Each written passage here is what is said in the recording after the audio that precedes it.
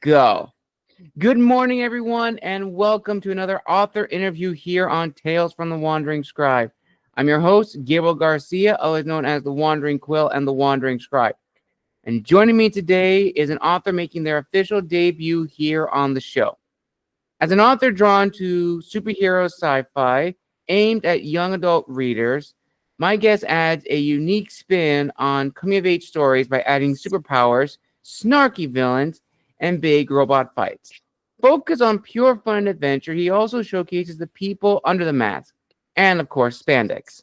He works in the Dallas area as an author, graphic designer, illustrator, and comic book aficionado. He combines these different fields of work to build interesting projects that capture humor, intrigue, and authentic emotion. His ever-evolving career trajectory keeps his sense of wonder alive and his cup of coffee full. So without further ado, let's give a huge round of applause to today's guest, Mr. Jon McBrine. Jon, welcome to the show. Hey, thank you for having me. I'm glad to be here. Awesome, Jon. Awesome. Now, before we begin and dive into your most current project in your writing career, is there anything else you'd like to share with our viewers and listeners? Well, first of all, a lot of you probably haven't heard of me, so I want to say not only just welcome to me, but also thank you for giving me a little bit of your time here. I appreciate that. And for that wonderful intro, I just want to say that I'm excited to be working on new projects, and I'm happy to be talking about the books that are already out there. So I'm ready to dive in.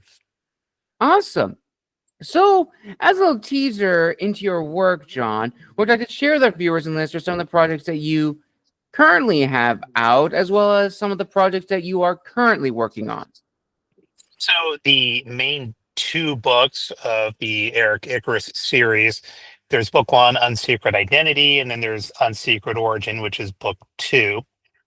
And those are the main two books that are out now. And I'm working on a companion prequel shorts anthology to expand the universe by providing readers with some filled out immersive backstory that hold their own. And just a note, when I write these prequel shorts or novellas, I guess technically based on the word count, if we're getting into the weeds, but I write them with the intention of the reader not having to have read anything else. They work as self-contained stories, but they also are designed to provide more depth to the existing stories as well. So if you happen to see, actually, two of the shorts are available now. I plan on including them in a future anthology. But if you go to my website, jonmcbrine.com, you may see some prequel shorts. And just in case you're thinking, oh, do I got to read these other two books? I mean, I'd like to. I like that, but you don't have to. All right. It's almost kind of like I call it the Red Wall writing process, where pretty Mhm. much, for those who haven't read Red Wall, the Red Wall series is probably one of my favorite kids book series. Oh, yeah. It's pretty Same. much like a young version Game of Thrones, and it's Hmm. very, very true in that sense, and viewers and listeners, that if you have a beloved character that you've enjoyed, yeah, they're probably going to die. But there's no like definitive like first book in the series. There's a timeline that all the books are placed in. So if you want to read in like the chronological order, you can. But there's no specific order of the books. That, as Jon said, just like his, those books are self-contained stories, but they just add to the world building. Right. And man, I haven't read those Redwall books since maybe middle school. So my memories of details are kind of fuzzy, but I do have fond memories of just remembering reading them and having a really good time. And heck, I'm in the YA sphere. I may go back and reread those. Why not? They're loads of fun. They are. They absolutely are. So I'm very curious, Sean. What sort of drove you to this passion of the written word? Was it from school? Was it a teacher, family member, or did you just discover this passion on your own? So, like many authors, you kind of have an idea rumbling around in your brain since you're a child. And I remember being a kid, got the action figures out, making up my own story. You know what I mean? Like if I had a superhero action figure, if I had Superman, well, he wasn't Superman to me. He was somebody else to me. I made up whoever I wanted him to be. And so I guess the imagination was always there from the start. And when I was growing up, I mean, obviously I just really loved comic books. I just read them. They're basically gospel to me. And and so I grew up and I like to draw. So I figured, hey, I'm going to make comic books when I grow up. I'm going to draw them. And then I figured out drawing comic books is really, really hard to do. Yes. and so I'm like, okay. I'm also impatient. I don't like to draw backgrounds. Problem. So, and so then I was like, well, I'll just write. And for the longest time, I was like, it was one or the other. And my focus throughout my formative years, for some reason, and of course, the initial spark of this imagination or this creativity, which is sort of there. I don't know. It didn't come from any specific place. I just kind of always had it.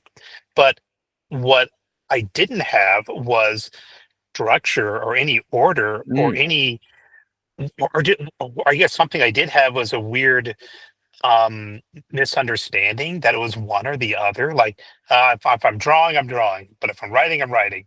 And I would go back and forth. So the when I was like a teenager, even to maybe early 20s, it I would spend some time focusing on one craft while ignoring the other. And then I would go back and I really and I guess I'm skipping to my advice early, but my advice to any young creative person out there, it doesn't matter. You can do both. It's fine. I'm sure it's common sense, but I also will say whatever you commit to, just actually commit to it. Go through your early drafts, which may not be good. I don't know, but you're going to have to practice, practice, practice. And I spend too many gaps. So, what drove me ultimately to this book series is you know what, man, I just really want this to be something.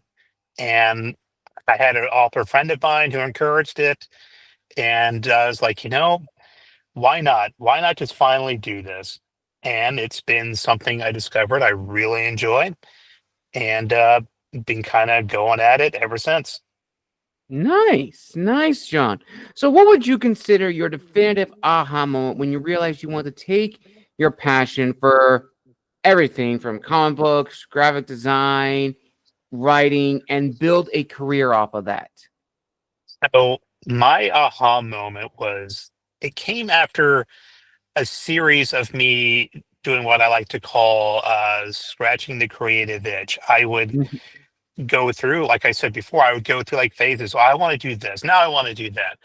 I was like, for a while, I decided, I want to make like comic strips. I just want to see if I can do it. I made some, but it really wasn't anything. I don't know if they're any good, but regardless, it just wasn't anything that I could find myself really committing to. Glad I tried it. Move on to the next thing. And I also off and on for maybe a decade. I actually did stand-up comedy. I'm a glorified open micer. I don't want to make myself sound any bigger than what I was, but I will say that while I ultimately decided that wasn't what I wanted to do, um, because well, the aha moment for me wanting to quit stand-up was when I realized I looked forward to going home more than performing. So I'm like, Mm. maybe if this is what I'm at, if this is where I'm at, maybe this isn't for me. Despite the, I got some good reactions and stuff for some performances, bombed in others, but ultimately I wasn't living it, I wasn't breathing it. So it's like, why waste my time? Why waste the Right. audience's time? Why waste everyone's time? But I will say learning how to construct like book jokes, it informed the writing process in general, the economy of words. So like try not to use too many words. Not like I am now. I'm rambling now. When I speak, I ramble. When I get into the written word, I edit like crazy. But so after exploring these different creative avenues, I landed back on the thing that I had since I was a kid to begin with. And an aha moment that resulted from just me realizing this was okay, after trying out these different things, I decided, well, I asked myself, what is the thing? Because, I'm 43 now, which is not old, but it ain't young either. I'm kind of, Mm. quite middle aged. So I did get to a point of like, okay, you're not getting any younger, pal. You maybe want to pick something and kind of stick to it. And I asked myself, based on the experiences that I had, was okay, what is the thing that you still want to do when it becomes a grind, when it's not fun, when you just can't really contribute a whole lot maybe at one time, and there's no instant gratification, and it's just going to take a long time. And there's going to be some parts of it, like I said, they're just going to not be fun. What of Right. all these things is the thing that you think you want to do the most? And it came back to just writing these books, and and ever since, it's been through the highs and through the lows. It's been the thing that I'm like, I can't see myself not doing this. If I get 1 million readers, I'm just going to be putting out stuff. That is true. That is very, very true. So now let's jump ahead to the writing process for you, John. So walk me through it. You're now at your desk, you're now at your computer, and you're now beginning to type away at this story that you've been thinking of for a long time now. This is a two-part question. First part, when you began working on this project, what were the goals you had for yourself as the author? Second part, when you were typing out the outline and possibly the rough draft version, what was the promise you were initially making to your readers of that series? So when I very first decided to just kind of go for it and just write, I wrote an extensive amount of notes. I was very driven by the desire to have every little detail thought out because I thought, man, I don't want a reader to walk away from this thinking, well, there's a continuity error here. Mm, That didn't make sense. A character said this earlier in the book, then they said something different. So I was really just I got lost in the fine details of everything, which is can be good. I mean, it's fine, but I wrote months and months. I spent writing notes and going through different versions to the point where I was like, okay, I actually have to write this thing eventually. You know what I mean? And when I started the writing process, the actual writing of the very, very, very first manuscript, mm, and it took a few years for me to finish this one because I was still pretty new to the actual writing process. I was learning about tenses and what am I first person, am I omniscient, like what do I even want to do, right? So I was going through those growing pains, but as a result, the promise to the reader was going to be just have a fun story that makes sense. And basic comprehension is what every author aspires to. It's like, yeah, did you like it? Okay, but did you understand? but absolutely. but I also, when I very first started writing this, I wanted a one and done. I just wanted to say I wrote something. And then as I was writing all of my extensive notes, there's a little voice in my head that says, you're going to be one of these authors that turns it into a series, right? I'm like, yep. And I already didn't have much time to commit to it, my real life commitments. But I was like, yeah, we're going with the series anyway. And I I spent a long time feeling really down on myself for Mm, taking so long to produce. I was like, I'm not a real author. Authors, they're disciplined. They put out stuff, but I decided I had everyone in my circle tell me it's fine, just write. And I eventually listened to their advice. I'm glad I did. And as a result, I can have my stories out with a promise to the reader that it is going to be a fun story and it's plain fiction. And when I say that, I mean there's no spice, there's no intimate Mm. encounters, there's no over the top violence, there's no swearing or anything, there's no I don't have like here's my worldview. I want to sneak in here. I'm like, it's just a pure fun adventure story. And I like the idea of having a book that you can read out in public and not feel a little embarrassed. Like not by the cover. Okay.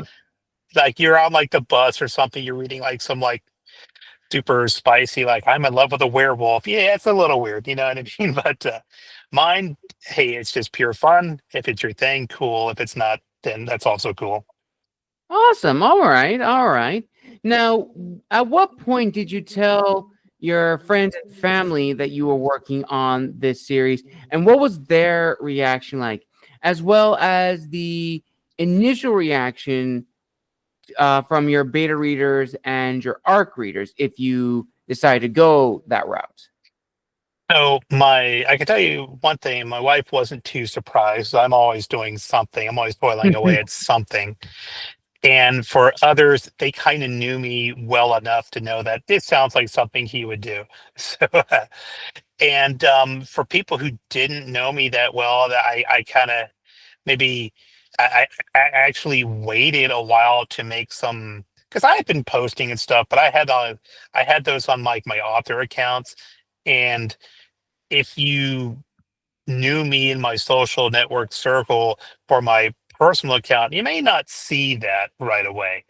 And so there are a lot of people when I finally just said, "Hey, I like to write. I'm doing this on like my personal like Facebook and stuff." Mm. That got a lot of positive feedback, and there was some support there, so it was very cool to see. And I was actually kind of apprehensive to do that because I had to fight to get over kind of being a little embarrassed by my hobby because I didn't want it to seem like, oh, this guy actually thinks he can make it, or like Mm. the example, like how I saw myself was like the over the hill guy peaked a long time ago, peaked in high school trying to form a band or something. And there's absolutely nothing wrong with it, by the way. But I'm like, I just didn't want anyone to see me as like, oh, he's so pathetic, he's doing this. But as people and my wife, everyone in my circle reminded me, I don't know where that's coming from. You got to get over your insecurities. And so, uh, in fact, a big part of my books is getting over your fears of what people think. And I'm happy I did. So I'm here talking to you. So glad I'm here. That's awesome, John. That's really great to hear. And that kind of leads into the next question, which I think is a very important question to talk about, which I'll give context to this, which is as authors, there is that hesitancy to share our work, especially if it's our first work that we're working Hmm. on, that we're really, really passionate about. And being authors in today's digital age is a double-edged sword because social media is a benefit, but also a curse. On Hmm. one side, you can meet fellow authors, fellow readers, network, and gain new understanding about the publishing industry and whatnot. On the other side, we unfortunately leave ourselves exposed to a lot of hate speech, trolls, spam, Hmm. negativity, and everything that could be detrimental to an author's mental health and overall well being. And of course, imposter syndrome is always going to be Oh there yeah. in the back of everyone's mind. So I'm very curious, John. Did you ever have those moments at any point in your writer's journey of heightened anxiety and imposter syndrome? And from the first part of your journey to now, what has disciplined you to continue writing and expanding the series that you are really passionate about? So the support I have received and the positive feedback I have received, not just from people that I know, but um, I'll get like a review or something from like if it's like a complete stranger reads the book and they say they really like the characters. I mean, that feels good. You know what I mean? Hmm. But and so that feels nice. They like, okay, they aren't just this person had no reason. They don't know me anything, and they decided to say something nice. Always feels good. But even with that, there's still the imposter syndrome that is Yes. always creeping around. It's undefeated, and it's this bizarre shared ailment that people just have, and we all know it's bogus, and we all suffer from it at the same time. It's this really weird thing, but and so yes, I definitely experienced a lot of anxiety in my writer's journey in developing all of what I decide to do. And I'm very self-conscious about my art. I include illustrations in the books. I'm the one who draws it. I design the covers. I write it. I end up doing all this stuff, right? Hmm. And the thing I'm most insecure about is the art because I don't draw as good as I want to. And Right.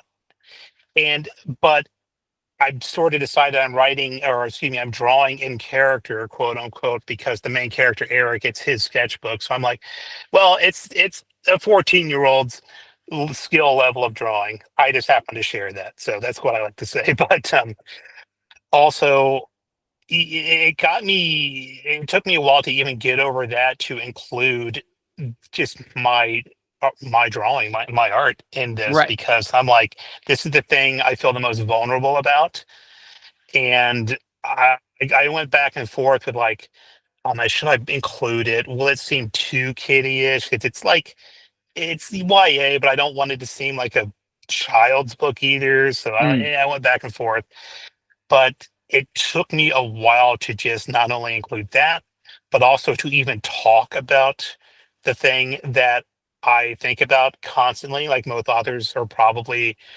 thinking about weird details like, oh, I used this word on page 63. I don't want to use it Hmm. again, but weird details that only we would think about. And it's difficult to get over it. But one of the things that helped me was, well, there are outlets like this. I really like going on podcasts like this one, Right. where the whole point is to do this.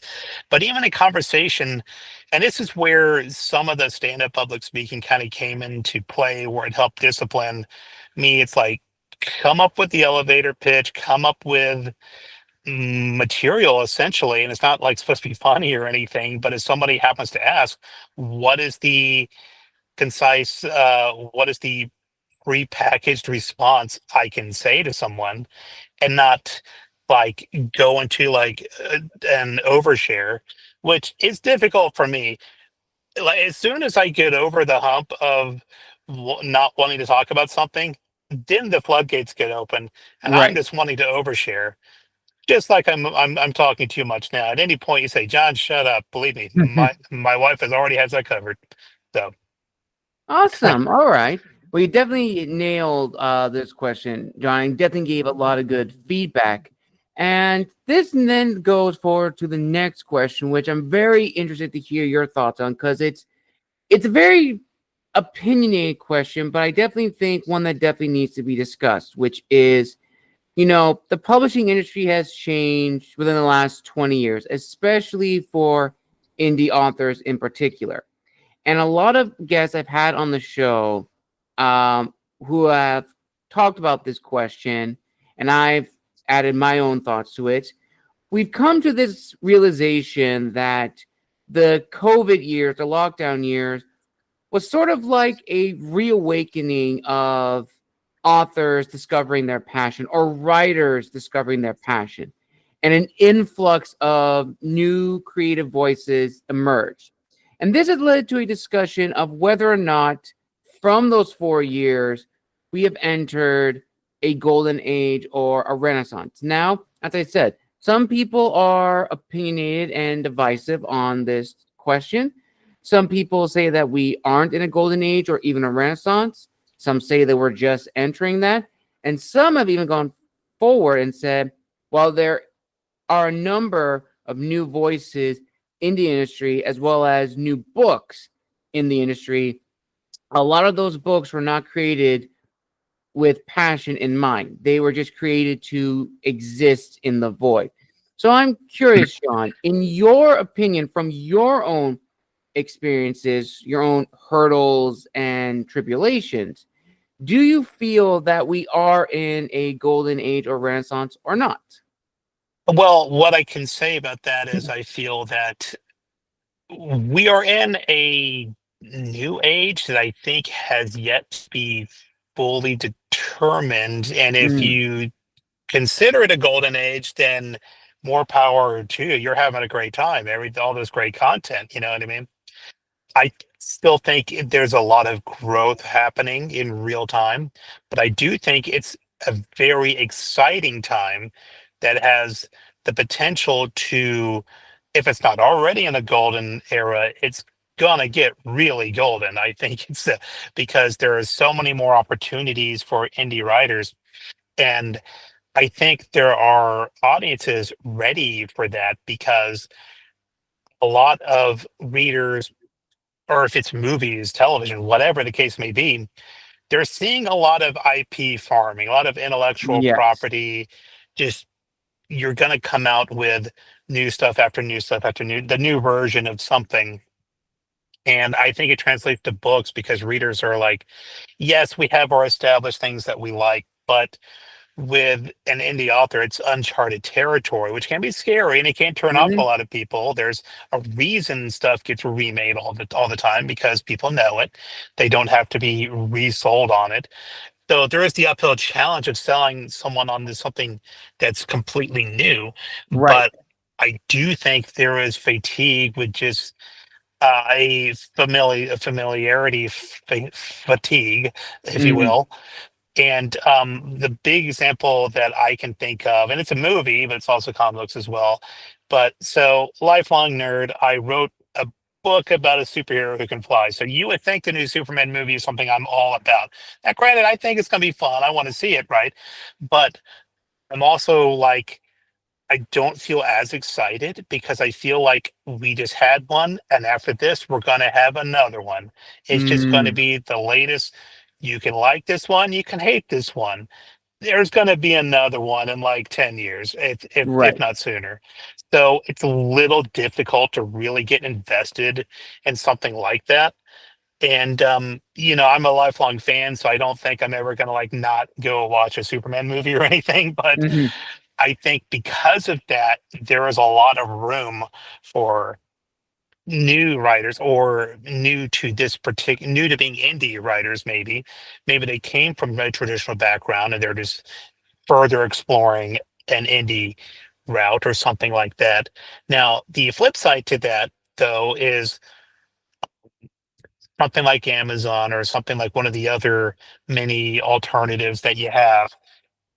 It's good that anybody can basically publish a book, but it's also bad because anybody can publish a book. So Yes. it's going to be very taxing for the reader who's like, hey, I want to give something a chance. And they're bombarded with, every book under the sun. So that's where the responsibility on us, the authors, to come up with something that looks intriguing for this one particular reader. And like I said, if my book isn't your cup of tea, that's fine. There's 1,000 other cups you can choose from. You're gonna read something.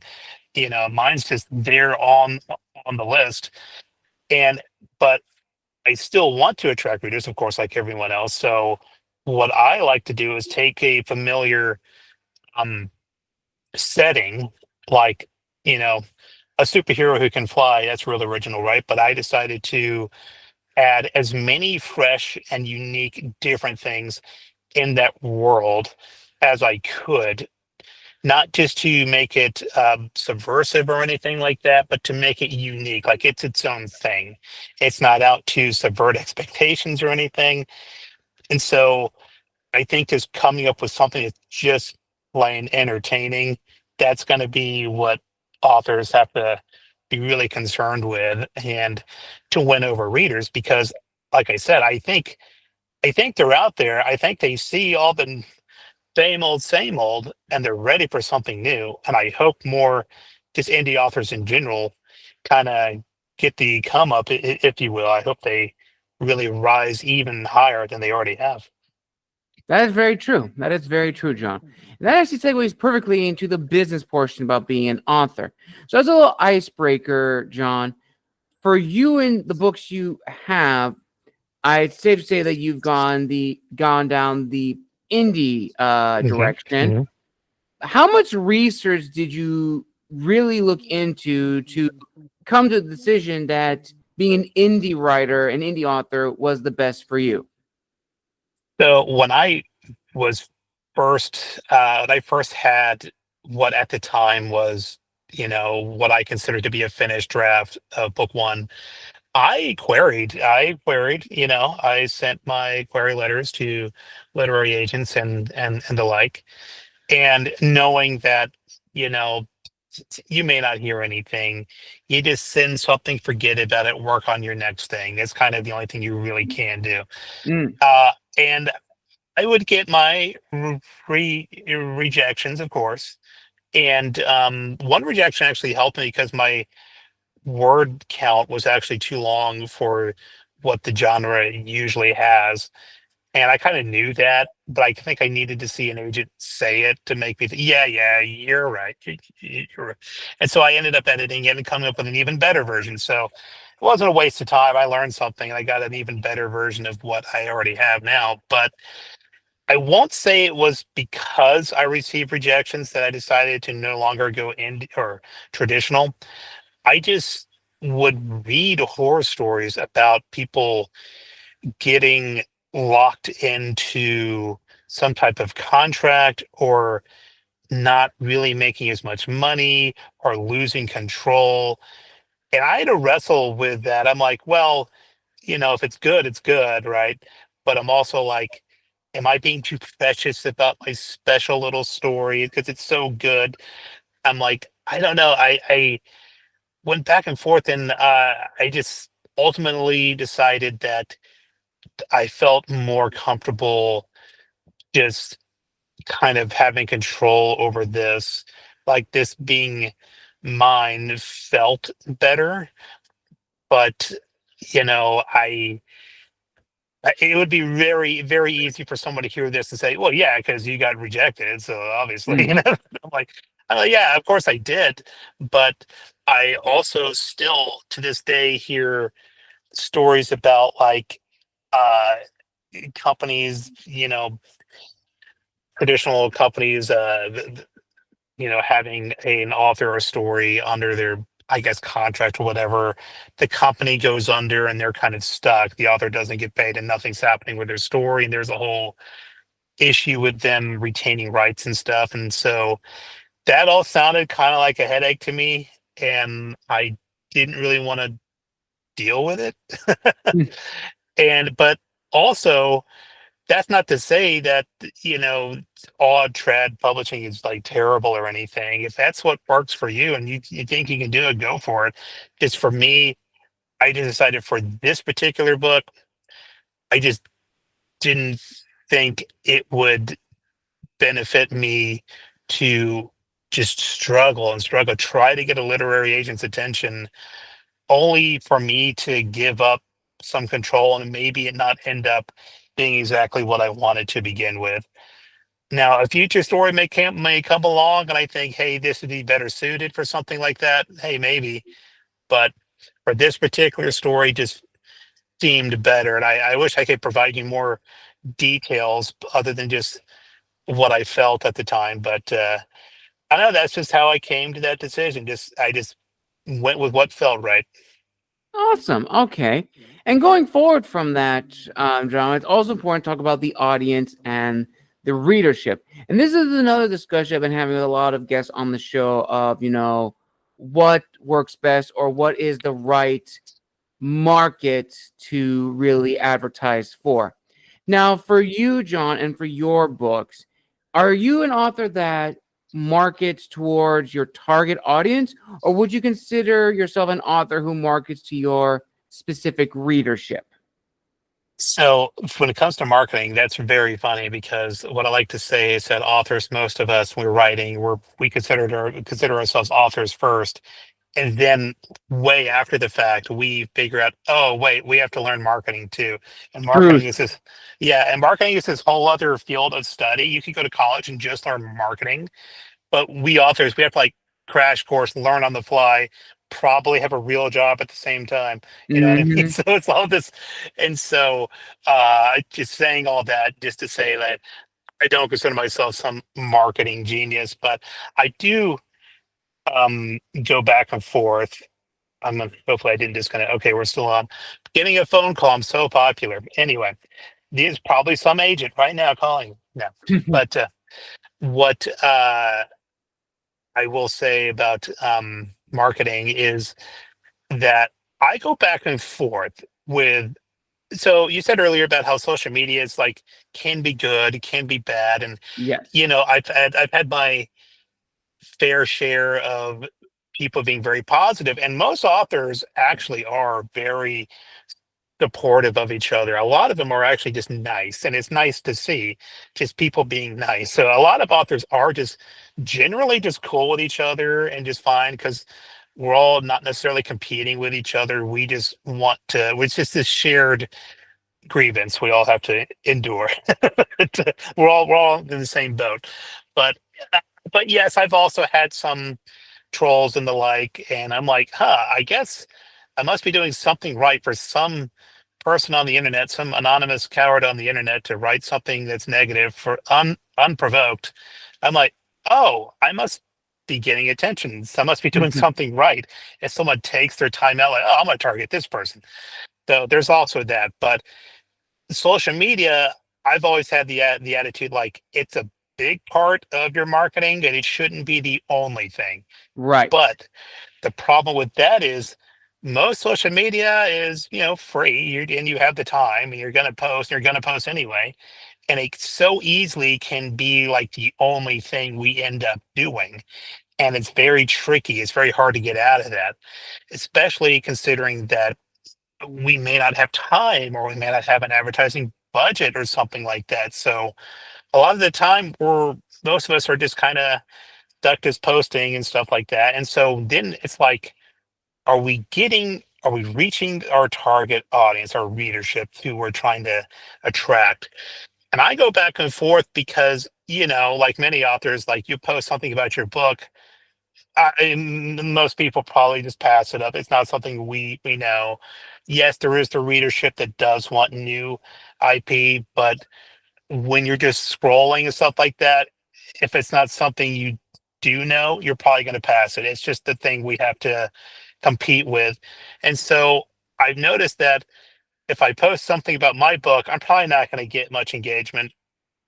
But if I post about something that has nothing to do with my book, about something people know, maybe it's something silly or funny, I'm more likely to get more of a reaction to Mm. that. And I'm like, oh, that's good, but that's not necessarily going to result in a sale. At that point, I'm just hoping someone happens to look at my profile and happens to like this. And I'm like, I've had some like TikTok videos in the past. It's not consistent, but I've had some that like did crazy numbers. I'm like, it doesn't happen often, but when it did, I was like, hey, cool. And then, but I'm like, even that didn't result in like, oh, these are new readers. These are just because the post had nothing to do with like my book or anything. So I'm not necessarily hitting readers. So my ongoing conflict is, do I just get engagement for the sake of engagement's sake, or just to get engagement and just hope, or just stay the course and just post about my books and just hope I get. I don't know. It's this weird thing. So marketing has been the great beast that a lot of us Yes. don't know how to slay, Hmm. and we're still learning. That is very true, John. That is very, very true. And, another thing which is also very kind of tied into marketing is also understanding one's voice as an author. And what I mean Mhm. by that is, as authors, we're always going to be inspired by the books we've read growing up, and they're going to impact our writing one way or another, subconsciously without us knowing it. But it definitely leads into this tightrope situation where we want to showcase our individuality, but also understand the genre that we're writing in, which I'm sure probably fellow authors in your inner circle may have mentioned to you that as authors, we have to understand that for the genres we're writing in, readers already have a preconception of how the book is going to be and an expectation of how the story is supposed to go. Now, we don't want to write like every other author, but we want to have the same pace, the same beat for beat. And that can be challenging for authors because, we've heard this story numerous of times of, write the tale that you want to share. But I've come to realize that notion, that discussion only goes so far. What I mean by that is, yes, write the story you want to write, but don't make it so original that it's going to pretty much lose your readership, because that is the worst thing an author can go through among the many things, is losing your readership. You want the book to be original to a point, but still be familiar. Ultimately, John, the question that I pose to you is, throughout your career as a writer and author, how have you been able to balance your individuality, your voice as an author, while also understanding the genre that you're writing for, as well as the readership and audience you're writing for? That's a very interesting question. And yes, you want to write to market for the most part, and that can just simply be you're writing something that is approachable. People can look at it and say, like, this may not be something I've ever seen before, but it's presented in a way where I get what it is. And Right. that's that visual language of the cover, even that's just a lot of thought goes into that. And also in the writing itself, I keep in mind who my target audience is. And I don't get too hung up with so I want my books to have, detail and stuff like that, and I want them to make sense and everything, but I'm not going to get too in the weeds with something that I consider to be more advanced or something that would appeal Mm, to a 43-year-old like myself. You know what I mean? So right. I'm like, don't write down, like, don't treat the reader like they're stupid or anything, Mm, because they're very smart, they're very intelligent, but also don't waste time with too many, I would say boring for lack of a better word, but too many like things that only would relate to, like a fellow middle-aged adult, and because of that, and I decided on three POVs for my books, right? At least right. these first two. One is the main character Eric. One is a girl, uh, JC, and the other is Eric's dad. And I wrestled back and forth with whether or not I wanted an adult POV chapter. And and everybody in my inner circle, they said they really liked the idea. I'm like, well, yeah, you're all adults, so of course you're gonna like this. And so, but I decided, that's kind of silly because all the other YA books I either read or read about, they have adult characters all throughout there. So I mean, like, like the Harry Potter books, I mean, there's full of like all the teachers and stuff, and you get to know them a lot too. So I'm like, okay, so I didn't feel as bad, but because I was considering all of these things, I was like, do I bother having the adult, But I'm like, but then I thought back to myself as a teenager. I'm like, yes, I would like reading stuff that was about characters my own age, but I was really interested in, like, I didn't need Batman to be 15. I want to see what he was up to. And I had the Right. sidekick care. I had Robin to take care of all that other stuff. So um I think a big part of writing to a reader, not necessarily a market, but a reader, is just keep in mind who is actually reading it. Can they understand it?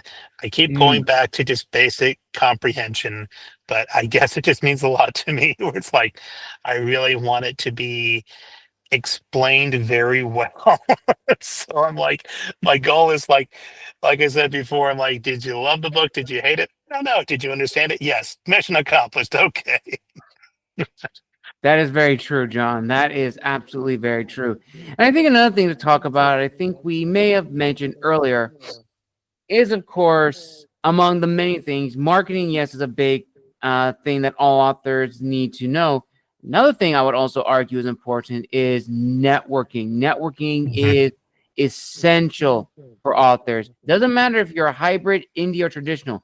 Networking is a must because that introduces you to new authors who could get you in touch with either their agents or their publishing house, or know of an agent that is looking, or know of a publishing house that is accepting unsolicited manuscripts.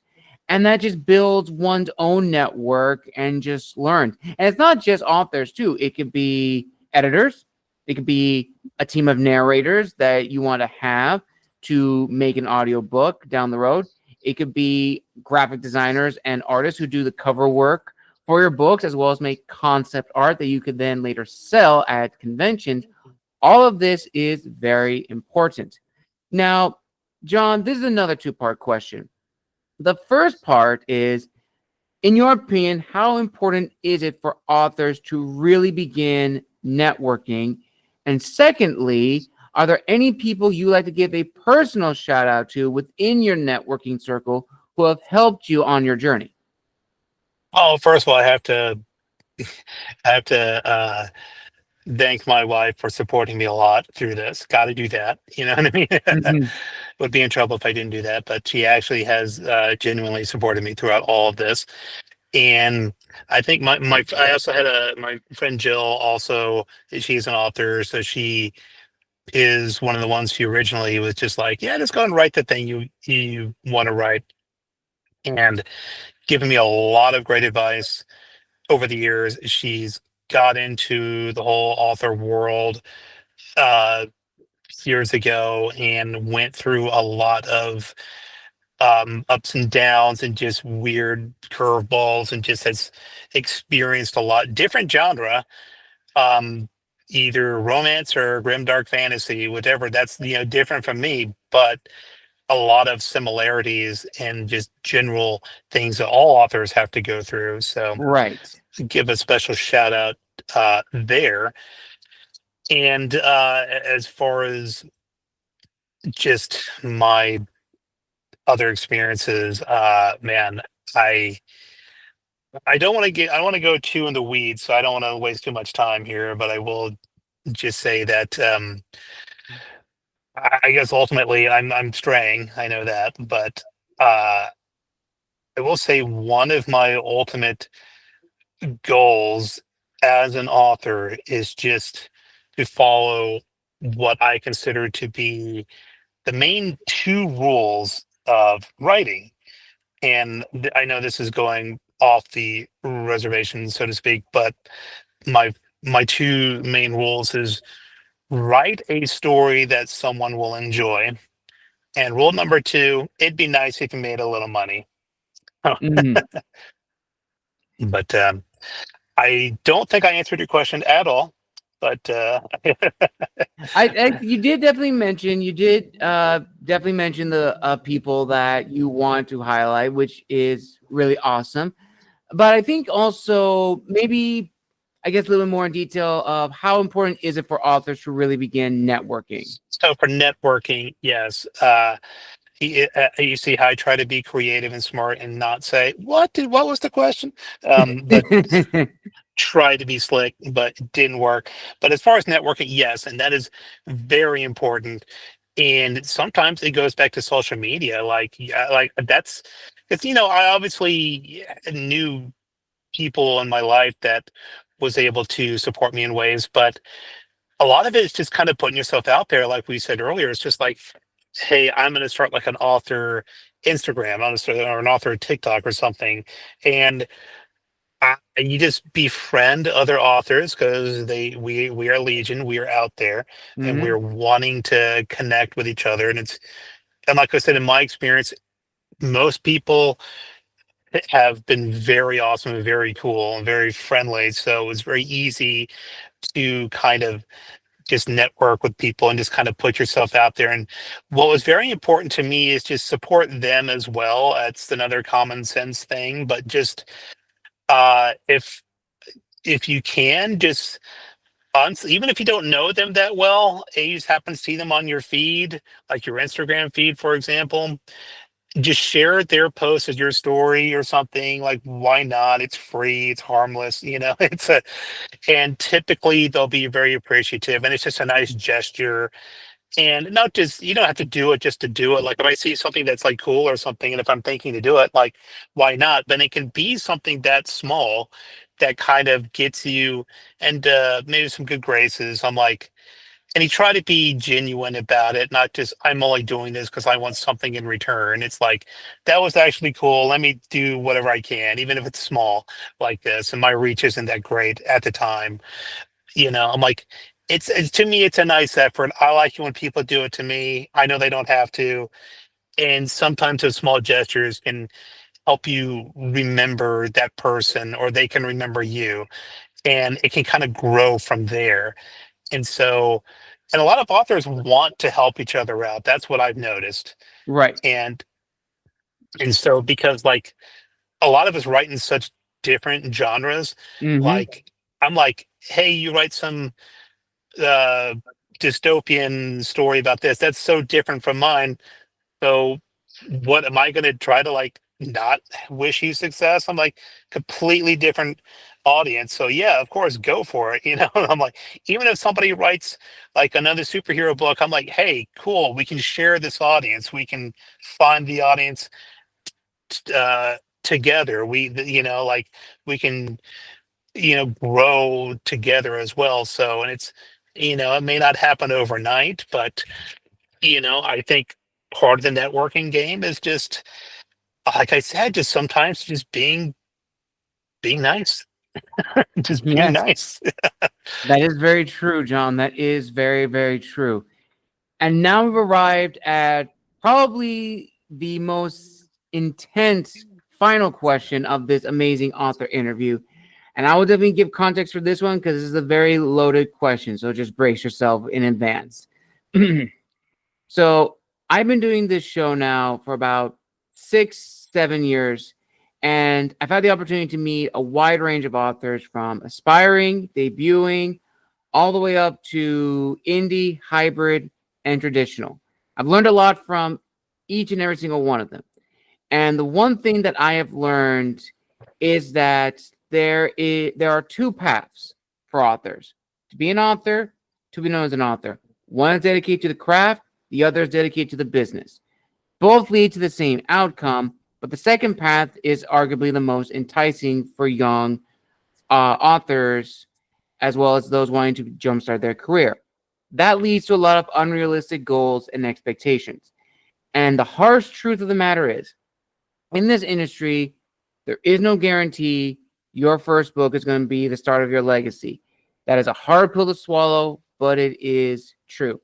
Are there exceptions to the rule? Absolutely. But those are the exceptions because the average author is not going to be a financial success. We all like to be. Absolutely. If that was the case, you would have everyone quit their jobs and just become full time writers, but that's not the case. So ultimately, John, here is the question, as well as a little scenario. Let's say you're at a workshop and you are giving a presentation to a group of new writers, people who want to get into the industry. How would you teach them this notion that, yes, in this industry, while it has changed over the last 20 years, it doesn't mean that your first book is going to be the start of your legacy. However, you should take that opportunity to learn and to grow and really hone your craft because grit transforms into talent, and as authors, we only get better as time goes on. Oh yeah, for sure. I would definitely advise any author at any stage, I guess, that yeah, it is definitely a marathon and not a sprint. And Hmm. my expectations were very realistic going in. And my friend Jill, who's an author, she told me it's like um, maybe you don't want to like flood the market per se, but you want to have a lot of stuff out because just having one book out. Well, if that's like my original goal was just to have a book just to say I did. And if that's your Right. goal, hey, cool, mission accomplished. But if you're wanting a little bit more, if you have a little bit more ambition, then you have to be very realistic about how long it's going to take and what it is also going to take in the whole process.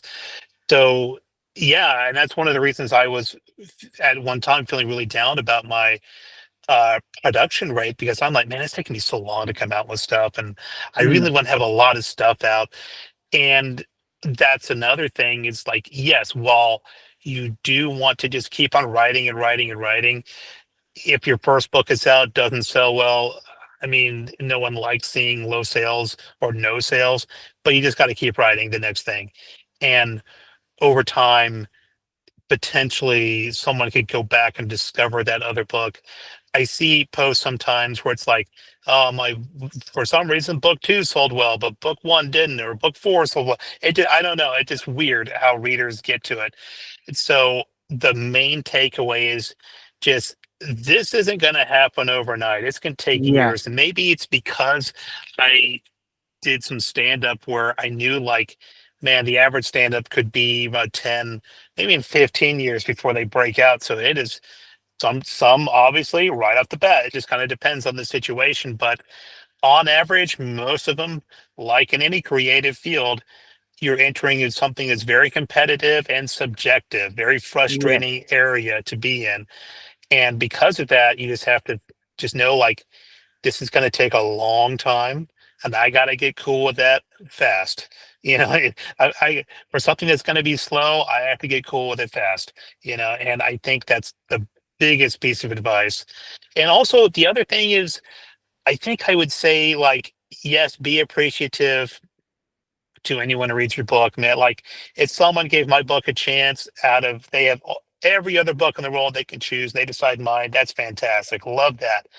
But at the same time, though, I don't really, and this is a personal thing, I don't really like seeing when people post that, oh, I made a gazillion sales, or look at my Amazon Kindle report thing, or oh man, I made only one sale. I'm like, I don't know, man. That's weird to me. You Mm. know, I'm like, if you made like a bajillion sales, I'm like, congrats, that's awesome. It kind of feels like showing off, but I don't. But I'm also like, well, if you, hey, obviously your readers are there, so I guess do what you're doing. Mhm.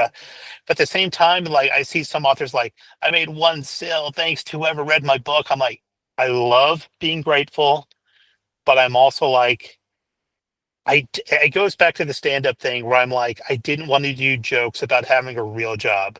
I want another comic at the time was like, let people think you're a rock star. Maybe they don't, but go in with the attitude like this is what you do.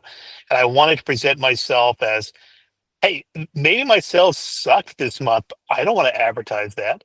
I just want to, hey, here's my content. If you like it, cool. Here's what my story is about. Here's what my book is about. And getting too public about sales figures, this is the kind of like a tangent. It's just sort of weird to me. I see it, and I may be an outlier, but that's just my hot take of this Mm. podcast. That is very true, and that is very, very true, John. And ultimately, a perfect ending to this incredible author interview. Thank everyone for joining us for another episode here on the show. A huge thank you to Jon McBrine making his official debut on the Wandering Scribe podcast. John, where can people find you on social media if they want to reach out? And where can people purchase the copies of your two books on Amazon? And do you have any other projects in the works that you'd like to share? So the easiest place to go is johnmcbrine.com. And I'm weird. I'm one of the Johns. It's Jon. And my last name sounds like McBride, but it's McBrine. So McBrine. I know it's weird. And so at Jon McBrine is where I am most places. On Instagram, I'm at John_McBrine_author. Gotta love those underscores. But johnmcbrine.com is the easiest place to go. And it's going to be the link to where you can view my books available now on Amazon or Kobo or BookBub or wherever else you may see them. Right. And as far as other works down the pipeline, I do have another full length trilogy I'm starting that's still very early, so I don't want to. I'm not being too precious about it. I just don't have enough information structured about that yet. But I will say, for anyone who is enjoying the Eric Icarus series, I am expanding the prequel short anthology, which I'm very excited about. Lots of fun stories in there. Awesome. I'll link all those down below in the description of this video. Thank you again, everyone, for joining us for another episode here on the Wandering Scribe Show. A huge thank you to Jon for making his official debut. We wish him the very best on his author journey from one author to another. Make sure to like, comment, and subscribe down below to stay up to date with new episodes as well as new posts coming to the Wandering Scribe channel. And as always, this is the Wandering Scribe and the Wandering Quill signing out. Wish you all a wonderful day wherever you are in the world. We'll see you all in the next episode.